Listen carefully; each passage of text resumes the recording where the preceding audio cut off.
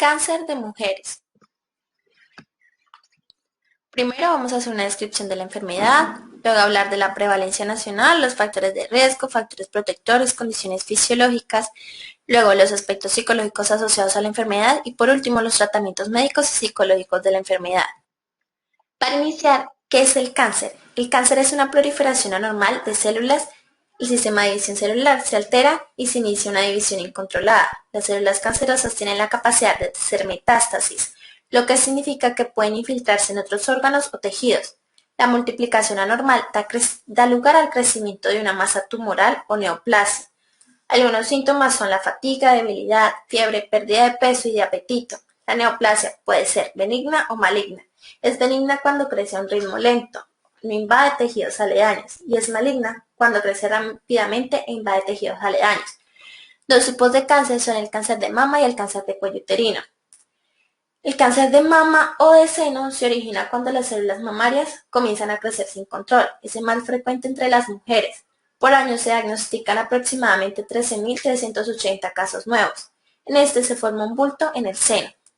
El cáncer de cuello uterino se origina por un crecimiento incontrolado de las células que revisten el cuello del útero. Se estiman anualmente más de 3.853 casos nuevos. Es la quinta causa de muerte de las mujeres en Colombia y se presenta en algunas ocasiones dolor o sangrado irregular.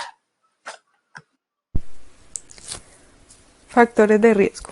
Si bien los factores de riesgo con frecuencia influyen en el desarrollo del cáncer, la mayoría no provocan cáncer de forma directa.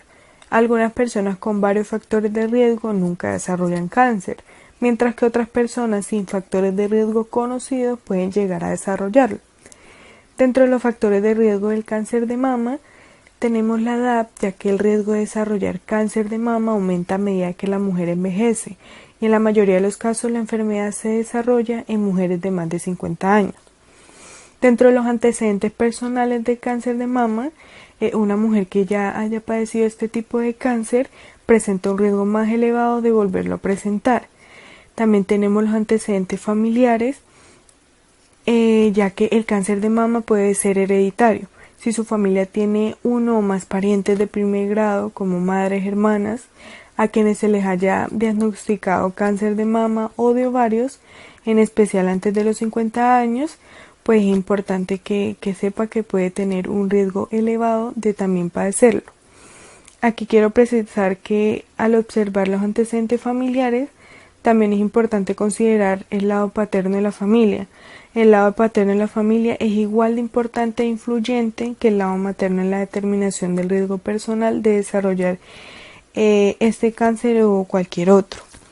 Dentro del factor de menstruación temprana y menopausia tardía, pues las mujeres que comenzaron a menstruar antes de los 11 o 12 años o llegaron a la menopausia después de los 55 también tienen un riesgo elevado de padecer cáncer de mama. En cuanto a la edad del embarazo, las mujeres que tuvieron su primer embarazo después de los 35 años a término corren más riesgo también de padecer cáncer de mama.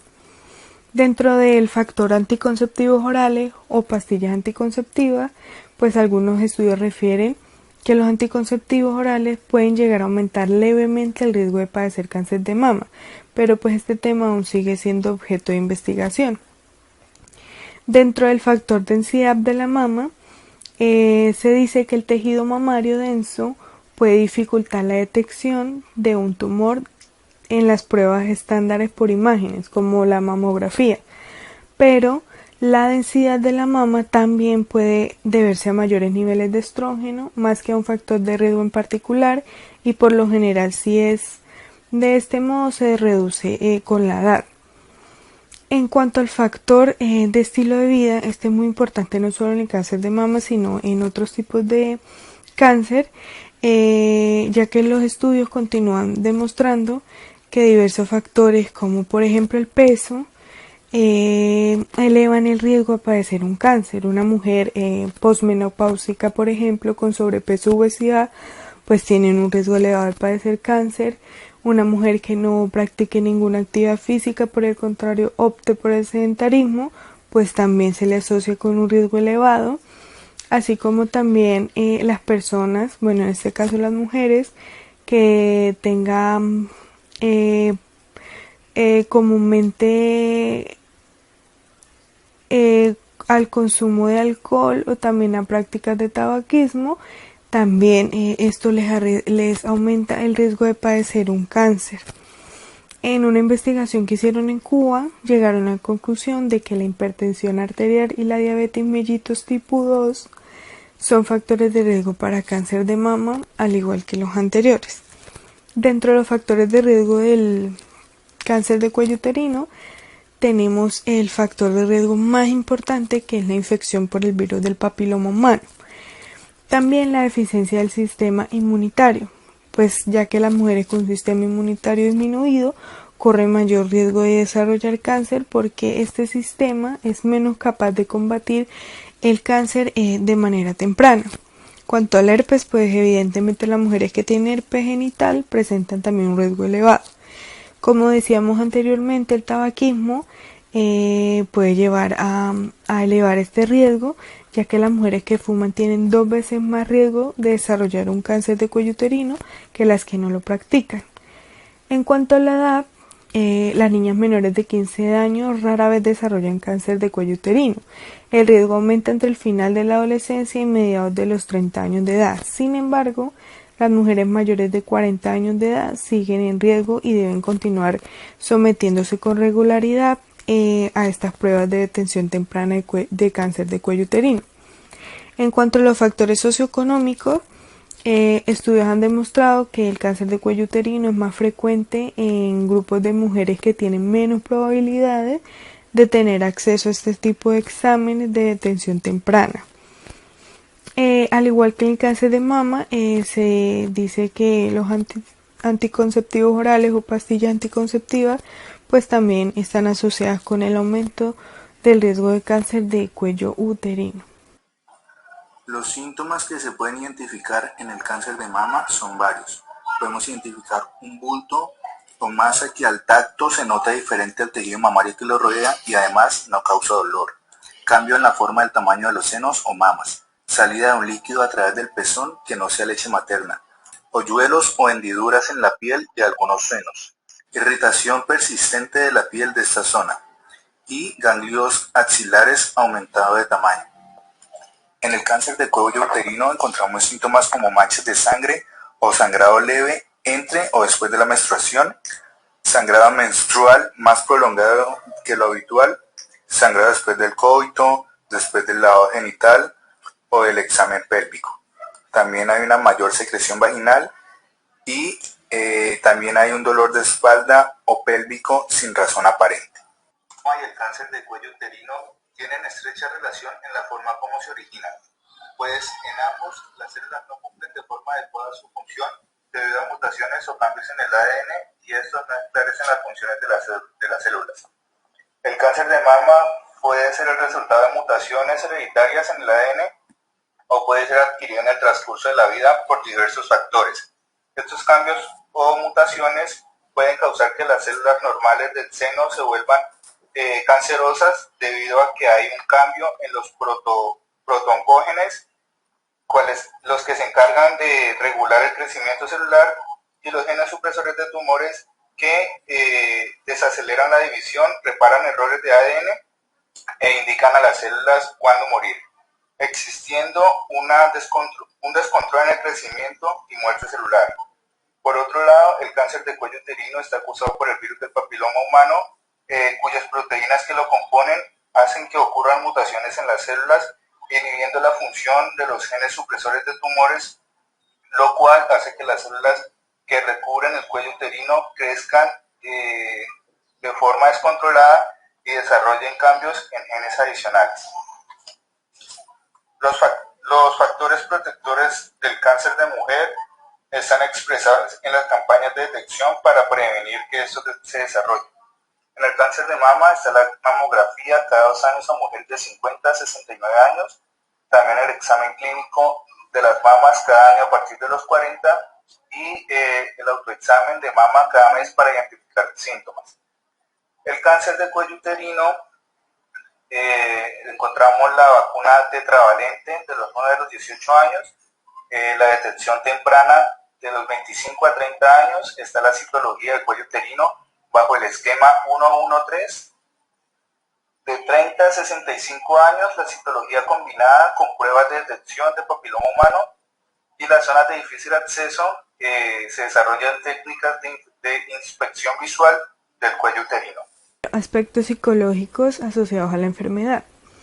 Dentro de los aspectos asociados al cáncer de mama, bueno, es importante mencionar que los pacientes con este tipo de enfermedad se enfrentan a aceptar el hecho de padecer una enfermedad grave, además de asumir la pérdida de una parte del cuerpo, la modificación de sus relaciones familiares, y además de aprender a vivir con el miedo a la recaída que caracteriza esta enfermedad. A partir de esto empiezan a desarrollar episodios de depresión, tristeza, pérdida del interés por sus actividades normales. También se empiezan a evidenciar sentimientos de culpa al decir que pudieron evitar la enfermedad o que debieron haber asistido con mayor frecuencia al médico. La baja autoestima, episodios de ansiedad, episodios de estrés pues generado por varios factores como los diferentes tipos de tratamientos a los que serán sometidos, la composición de los medicamentos que les suministran, los diferentes exámenes, los procesos que llevan a cabo antes, durante y después pues, del tratamiento de la enfermedad. Además, obviamente la incertidumbre, preocupación no solo del paciente, sino pues de sus cuidadores y familiares durante el proceso. En cuanto a los aspectos relacionados al cáncer de cuello uterino, aquí es importante mencionar que en este cáncer existe una alta incidencia de disfunciones sexuales, específicamente con la inhibición del deseo sexual. Algunas de ellas, no todas, podrían ser atribuidos a procesos durante el tratamiento como la radioterapia. A partir de esto, el paciente empieza a desarrollar episodios de ansiedad, de depresión, baja autoestima, el cambio de la concepción de la imagen corporal propia y evidentemente la fragmentación de las relaciones de pareja. Aquí quiero mencionar también los aspectos positivos que mantienen como de pie y como con alguna motivación a los pacientes oncológicos, y pues principalmente la espiritualidad en la que ellos recaen su esperanza y su tranquilidad, así como la resiliencia que empiezan a desarrollar pues para enfrentar todos los procesos que conlleva el tratamiento. Tratamientos. Tenemos tratamientos médicos y psicológicos. Los tratamientos médicos. Primero, la cirugía. Esta consiste en la extirpación neoplásica o del tumor. Se emplea cuando el cáncer está localizado y no es muy extenso, ya que se corre el riesgo de desprender una célula cancerígena y que ésta ingrese al torrente sanguíneo, dando lugar a una posible metástasis. Por lo general se acompaña de radioterapia o de quimioterapia. Segundo, tenemos la radioterapia, que es la aplicación de radiación sobre el tumor. Estas radiaciones alteran el ADN en el momento de la mitosis. Las células cancerígenas producen una mayor mitosis, por lo que se ven afectadas por las radiaciones. El problema de este es que puede afectar también los tejidos cercanos al tumor. Tercero, tenemos la quimioterapia. En esta se emplean sustancias químicas que actúan contra la mitosis celular y por lo tanto detienen la producción de las células cancerígenas. El problema de esta es que también afecta a las células normales, en especial las de la piel y las de la sangre. Y por último tenemos la terapia hormonal, en la que se administran medicamentos que interfieran con la actividad de la hormona, es decir, detengan su producción. En el tejido canceroso existen ciertas proteínas llamadas receptores hormonales. Las hormonas se pueden unir a estas proteínas facilitando el crecimiento de las células tumorales. Se recomienda esta terapia si la prueba de receptores hormonales es positiva, lo que indica que la hormona puede estar ayudando al crecimiento de las células cancerosas. Tenemos los tratamientos psicológicos. Primero está la comunicación de la información sobre la enfermedad. Esta consiste en la comunicación del diagnóstico de la enfermedad al paciente y a sus familiares, del proceso de tratamiento a seguir, de las consecuencias físicas y psicosociales de este. Todo lo que tiene que ver con el proceso del tratamiento, del diagnóstico, se da por parte del médico, mientras que las consecuencias psicosociales se dan por parte de un psicólogo o una persona que ya haya pasado por esto.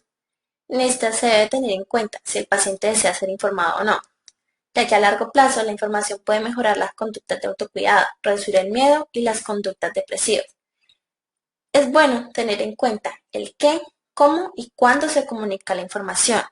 El qué incluye los diagnósticos y características clínicas del cáncer, el tipo del sistema de diagnóstico que se va a emplear, por ejemplo una biopsia, las modalidades de tratamiento que se va a aplicar, los efectos secundarios del tratamiento y las medidas paliativas para hacer frente a este.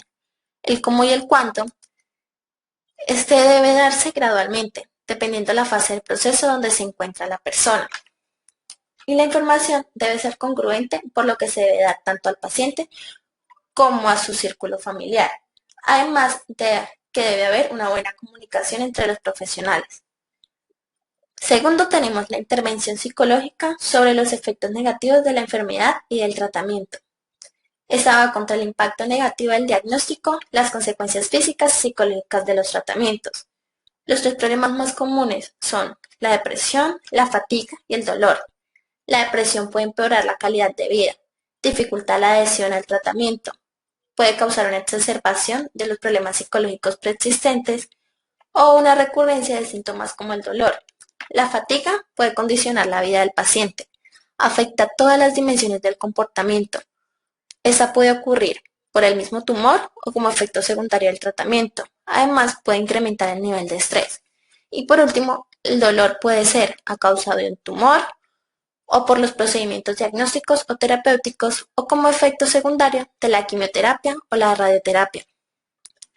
En tercer lugar, tenemos la terapia de grupo. Su objetivo es facilitar la comunicación, el apoyo emocional y mejorar el afrontamiento de la enfermedad.